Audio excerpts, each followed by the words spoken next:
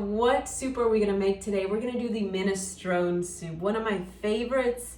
It's an Italian soup that's full of beans, some pasta, some Parmesan cheese on top if you like.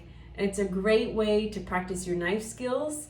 It comes together in 30 minutes and it's one of those longevity recipes, so people that live long, healthy lives, eat lots of veggies and from the earth. So it's also a really good recipe, good for you.